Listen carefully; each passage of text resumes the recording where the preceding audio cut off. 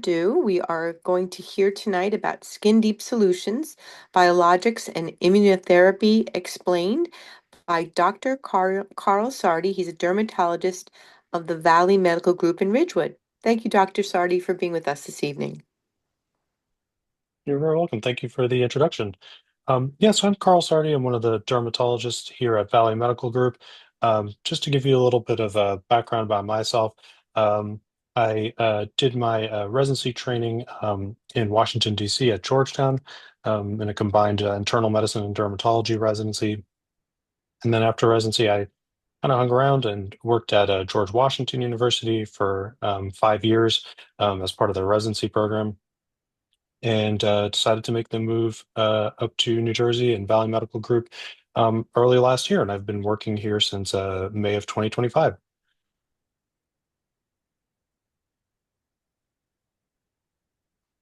So what do we treat in dermatology? In addition to the, cosmetic stuff and surgical stuff that we do, most of medical dermatology is treating a variety of skin conditions, inflammatory skin diseases like psoriasis or atopic dermatitis, eczema, seborrheic dermatitis, otherwise known as dandruff, acne. We treat a variety of infections in the skin as well, certain types of skin cancer, along with our surgical colleagues and oncology colleagues, and a bunch of different autoimmune diseases. So, besides kind of oral and injectable medications, we are also kind of in a golden age of topical treatments for dermatology. Up until 2016, there hadn't been a new topical treatment available for psoriasis or atopic dermatitis in 20 years. And in the last 10 years, five new topicals have come to market. Um, we always like to talk about topical therapies because the main benefit of treating something topically with a cream or an ointment is that side effects are generally unlikely besides, an allergic reaction or some skin irritation. And the newest generation of topical medications can actually get pretty close, to oral injectable medications. Main downside is that it's impractical to apply, a cream or an ointment all over, once or even twice a day. Um, just the time it takes to do that, can be limiting. And also, we're kind of limited by the size of the tube that these medications come in. They're quite expensive, so insurances and pharmacies are, not really too eager to, send multiple tubes of a medication if that's what it's going to take for, more than a month of treatment, let's say. So first, we'll talk about some of the treatments for atopic dermatitis or eczema. This is kind of the typical, crick of the arm, behind the knee, eczema that people develop shortly after birth and is kind of a menace throughout childhood, and a lot of people do eventually outgrow it, but we see a fair number of adult patients with atopic dermatitis or eczema as well. These are the five medications that have come out that are non-steroidal medications for atopic dermatitis. Back in 2016, crisaborole or Eucrisa hit the market. It's now approved in children as young as 3 months of age. Just speaking to how safe it is and how effective it is. It's one of like only two medications you can use in infants. The other being like basically topical steroids. Um, and there's also a newer medication called roflumilast or Zoryve, which is approved down to age 2 years, and probably will be approved down to age 3 months, within the year. Um, and they both work in a variety of different ways to reduce skin inflammation, and are safe for every day or even twice daily use.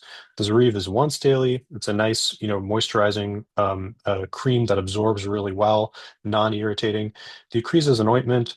It's a little bit thicker, kind of Vaseline thickness. Um, that can have some stinging, if it's applied to open skin.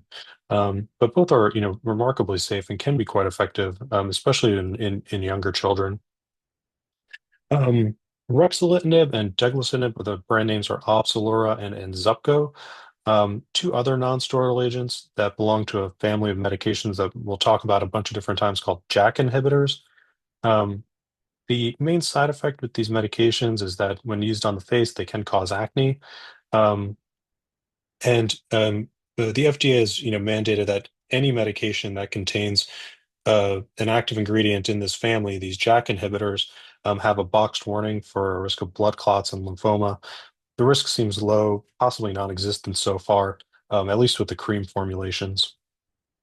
And then lastly, there's tapinarof. The brand name is Vitama. It's kind of an unusual medication that we still don't know exactly how it works, but at least in eczema, it seems to help fix the skin barrier that's broken and inflamed. Um, and the main side effect with that one is folliculitis or inflammation around the hair follicles, almost look like little pus bumps. Um, it's also unique in that after, clearing the skin will stay clear for a relatively long amount of time compared to pretty much any other cream out there. Sometimes, patients will use it on a problem area. Also, it's also approved for psoriasis on a problem area with their eczema or psoriasis, and the skin will stay clear in that area for weeks, possibly even months. When in the past, if they had used a steroid or something else, within a couple of days of stopping it, the skin is back to how it was before. So the effect can last quite a long time with the Vitama. And that's also approved for eczema in children as young as 2 years of age. And this is a picture of psoriasis, kind of like those typical, pink scaly areas on the elbow with some smaller, red and pink scaly spots. The same two medications, Zoryve, a slightly different, dosage, and the Vitama are approved for psoriasis, can be remarkably effective.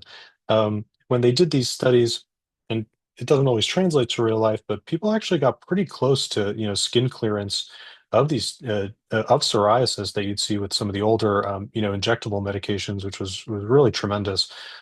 Obviously, that's a clinical trial setting where you have unlimited medication. Patients are instructed how to apply things in a very detailed way, and how they apply it, how often they apply it is monitored very closely. So, again, not always what happens in real life, but just the fact that you can get to that level of clearance, even in a study setting, is pretty great. Going back to how limiting how we're limited in using these topical treatments. All these medications come in 60-gram tubes. That's pretty much the biggest size you can get. Eucrisa does come in a slightly larger tube, 100 grams, but for comparison, this is a 90-gram tube of Vaseline from our clinic. So you can imagine, if somebody has eczema all over, psoriasis all over, and this is all you get for the entire month, probably not the most practical thing. Um, we can fight with the insurance companies and the pharmacy, to get more medication, like 2 tubes per month. But when you look at the price of these medications, it's easy to bulk. Like the Eucrisa for 60 grams is $900, and the Opzelura is almost $2,600 for a 60-gram tube. So very difficult to get more than 1 tube per month. And that's kind of when we move on to some of the oral or injectable biologic therapies for these conditions. So when we talk about biologics, the FDA's definition of a biologic is any medication that is produced almost entirely in another living organism. So insulin or is usually produced in cows, or a cell line from human cells that are programmed to pump out a bunch of insulin, and then it's packaged and sold to treat diabetes. When you're If someone is in a car accident and they've lost a lot of blood, and we give them a transfusion of somebody else's red blood cells, that's a biologic medication. That's how the FDA categorizes it. Um, the jargon definition when talking, like, amongst doctors, is pretty much an antibody medication that modifies how the immune system works and how it functions. Side effects that are, pretty universal to all of them. Allergy, you're kind of injecting a protein in the skin, which, can trigger an allergic response, but it's pretty uncommon with the current generation of antibodies because they're fully human antibodies. Some of the medications do suppress the immune system, and they all are pretty much, expensive and costing hundreds, thousands of dollars per month. Most of them are administered by injection. Some are also available as IV infusions, where you'd go to an infusion center or a nurse would come to the house and administer it through an IV. Some are given weekly, some are given as infrequently as every 12 weeks or every 3 months. They can safely be given at home by the patients, and most of these are auto injectors. They're little devices that will do the entire injection, start to finish. After you start it by pressing a button or pressing it against the skin. And it's pretty easy to learn how to use these. So biologic treatments for eczema, the main antibody medications are Dupixent, Adbry, and Ebglyss. All work basically the same way. The main benefit to these is that they're remarkably safe. The Dupixent is approved now in children as young as 6 months of age with eczema, and probably the other two will follow shortly after. And Dupixent's been around for around 8 or 9 years, so we pretty much know, how it works, what the major side effects are.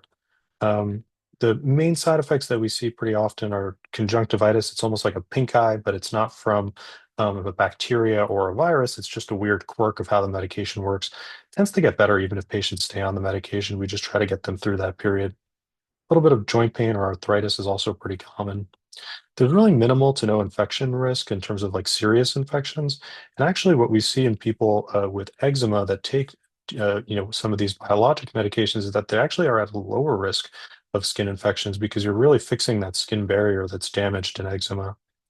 Um, and some of these medications also have the benefit of being approved for asthma, allergic rhinitis, or seasonal allergies, and then a condition of the gut called eosinophilic esophagitis. This group of diseases tends to, run together. A lot of patients will have two or even three of these conditions all at the same time, and the medications can treat multiple um, related conditions. And they're all dosed pretty much the same way. A newer medication, which is pretty much a purely anti-itch medication, is called Nemluvio. Really has very, very minimal side effects. Surprising, almost surprising how safe it is. Headaches in about 10% of people. Sometimes people will have temporary worsening of the eczema the first month or two when they start it. And it works on the principle of eczema being the itch that rashes, and that a lot of times itch kind of comes before, the redness and bubbling of the skin that looks more like typical eczema. And we're finding that this medication, the way it works is that it blocks the transmission of itch signals to the nerve cells that tell your brain that something is itchy. And it works pretty much regardless of what the cause of the itchiness is. Usually within, 3 or 4 days, patients are completely itch free. And it's being, studied for a variety of itchy skin conditions because of how, dramatic the effect is in reducing itch. This is just a photo from the website from Dupixent. I'm sure you've seen these ads before, and showing how patients are before and after treatment. And you can see there's a big improvement in these itchy areas of skin that have kind of been. Let me just get the laser pointer view.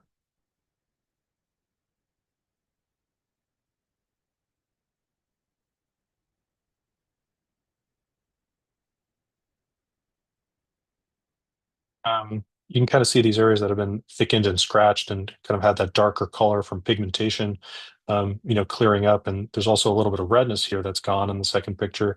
And this is just after 16 weeks of treatment, but a lot of patients feel a lot better in terms of itch in about a week or two after the first injection.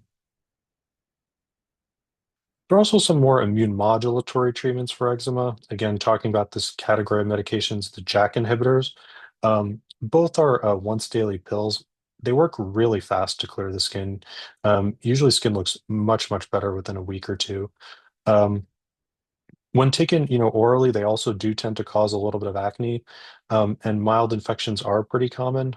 They're not completely, needle free. We do have to monitor some of these medications with occasional blood tests. There is a small risk of serious infections, including pneumonia, sepsis, less than 1% of patients with eczema. Small risk of blood clots seems to be much less common in eczema than rheumatoid arthritis, which is what these medications were originally developed for. And they do also have that same box warning from the FDA about the blood clots, lymphoma, or other types of cancer, because they do truly, suppress the immune system a little bit.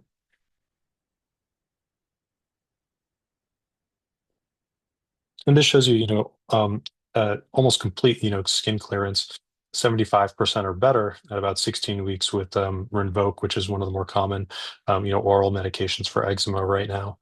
Um,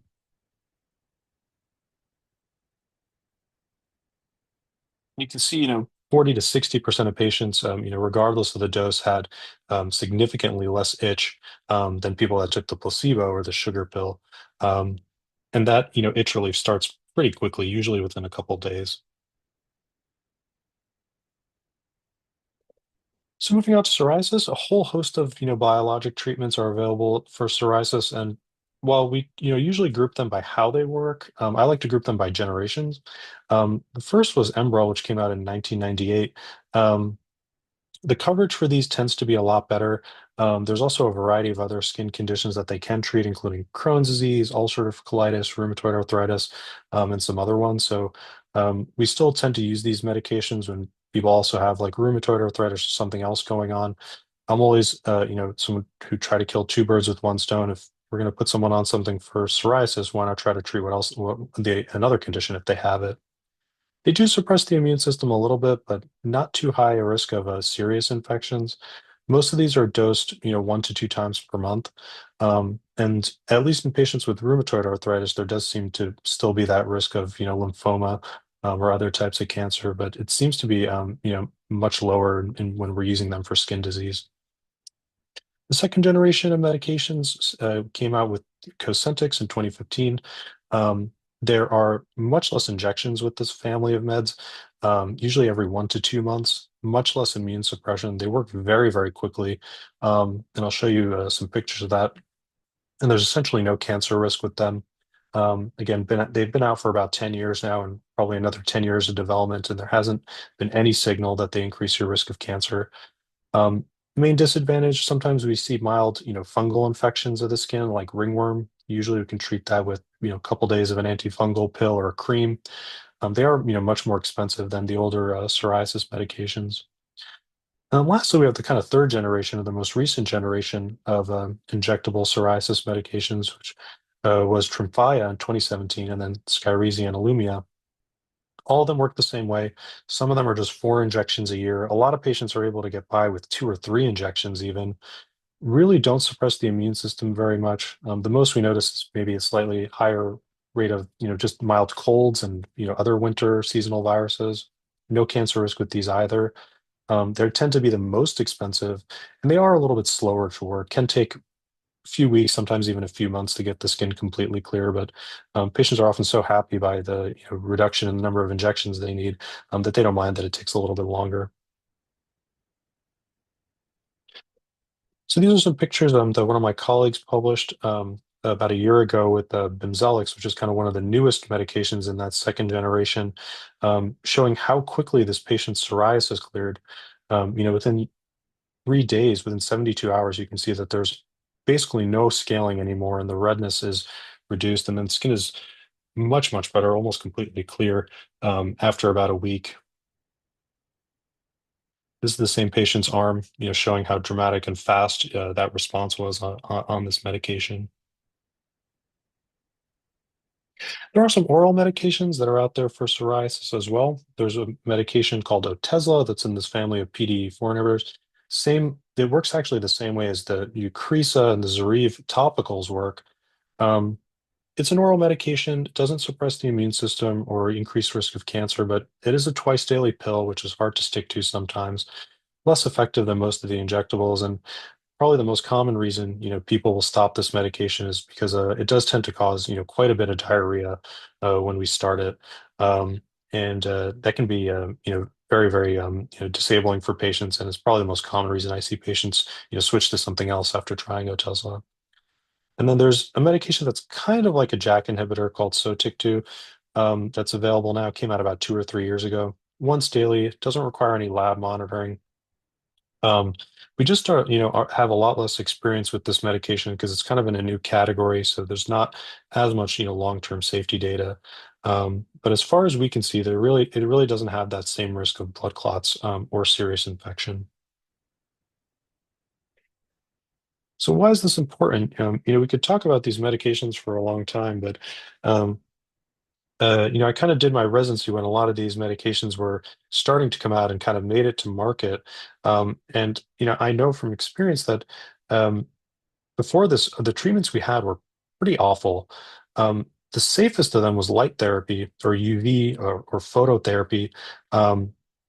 Which is very effective for both psoriasis, eczema, and a whole host of skin conditions. Um, but the time commitment of having to come to the office, 3 times a week for these 5 or 10 minute sessions in the UV treatment unit, um, is really limiting for patients. Um, Nowadays, we can sometimes get these light treatment boxes for patients to use at home. It almost looks like a stand-up tanning bed, but unlike a tanning bed, they emit a very specific type of UV light that doesn't really increase the risk of skin cancer. When these first came out, they kind of emitted pretty much all UV light, all the wavelengths of UV light, so there was a risk of skin cancer. But now we found the wavelengths that work the best and are the safest. Um, so the risk is much lower. We used to have to use, uh, basically medications we only gave to patients who had transplants, like kidney or liver transplants, to calm down the immune system in eczema and psoriasis. And those have a whole host of, nasty side effects, and require very close monitoring. And then methotrexate, which is an older rheumatoid arthritis medication, and is used in high doses as chemotherapy. Um, we also tended to use that quite often for both psoriasis and eczema. I still remember from residency before, Dupixent and the other injectable biologics were approved in children. We still did, a lot of methotrexate in children. And it was just a very big time commitment to take those medications and monitor for side effects. But that's pretty much all we had up until, 2014, 2015. There is a medication that's very similar to Accutane or isotretinoin called acitretin that we do use for psoriasis. I still do use it occasionally because I find sometimes it is helpful in certain situations. That medication is about 50 years old at this point. And then, for the people that we couldn't, get under control with some of these other, treatments back then, we used to just have them on, long courses of oral steroids, which have very serious, short and long-term side effects like diabetes, cataracts, stomach ulcers. They thin the bones. They suppress the immune system. And but for a lot of people, that's pretty much all we had. But wait, there's more. We also treat, hair loss here in dermatology, and over the past probably 3 or 4 years, a couple of medications have become available for a condition called alopecia areata, where the immune system attacks the hair follicles and prevents them from growing, causes the hair to fall out, and then it can't really grow back. With this medication called Litfulo, and there's another one called Olumiant, also in that JAK inhibitor family. In about 6 months, you can see the tremendous hair regrowth this adult patient had. And it's even been more impactful in children because the Litfulo is approved down to age 12, where you can see this patient had, not just alopecia areata, we call alopecia totalis, where they've lost all the hair on their scalp, and within 6 months, starting to grow back a full head of hair. Um, we've known that these medications work for this condition for probably 10 or 12 years at this point, but it's only been in the last couple of years that they've been approved by the FDA, and we've started using them much more broadly. Some of these medications are also being tried in vitiligo, and they're very close to finishing the studies for this condition as well.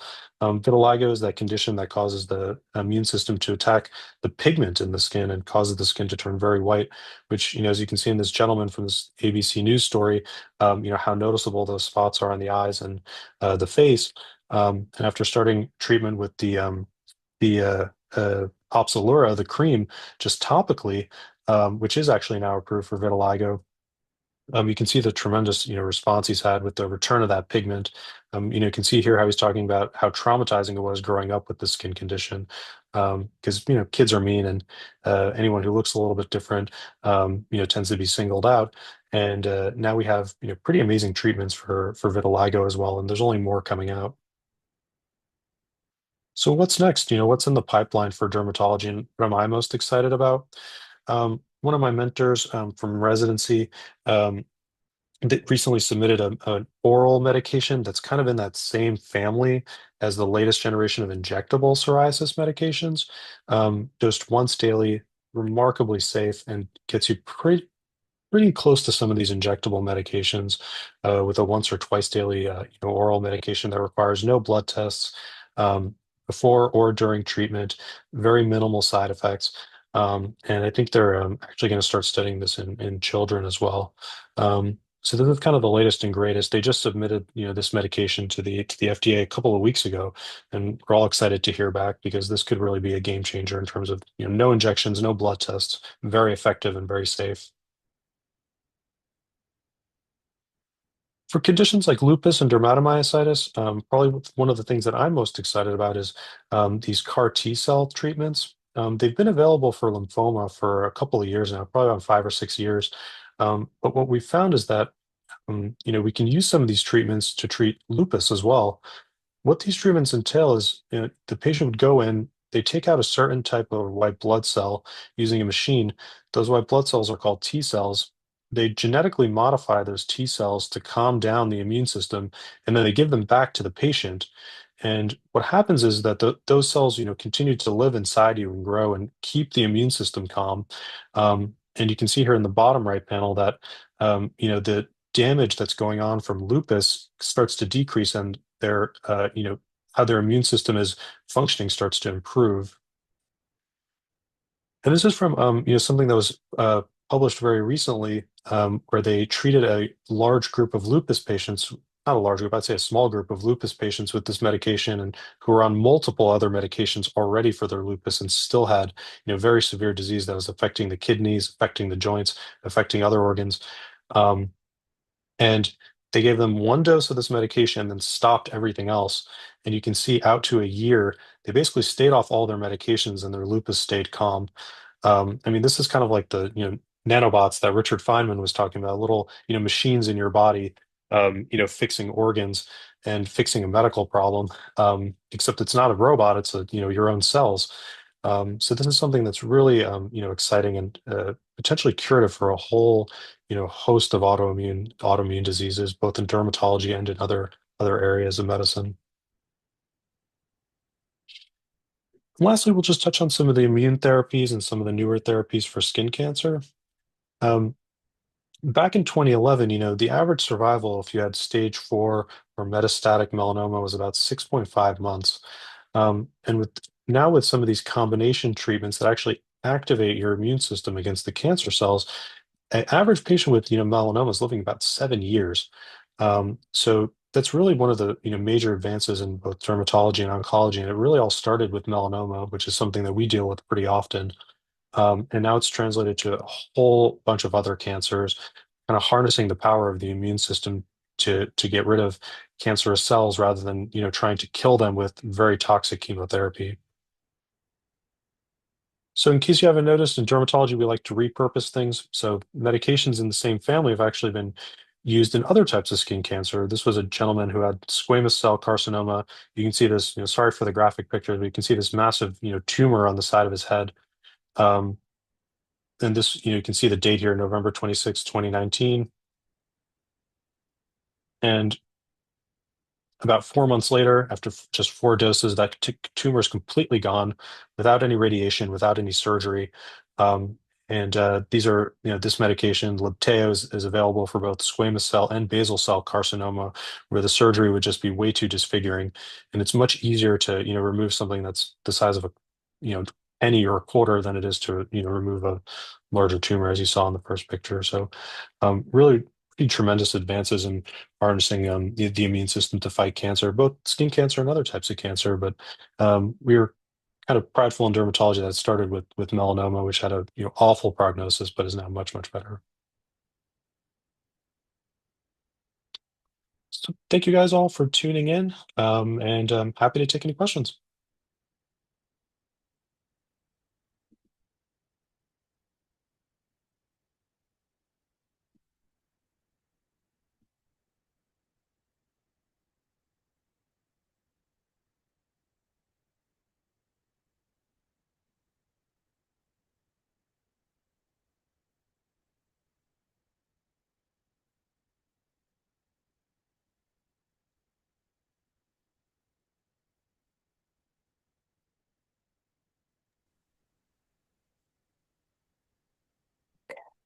Trying to.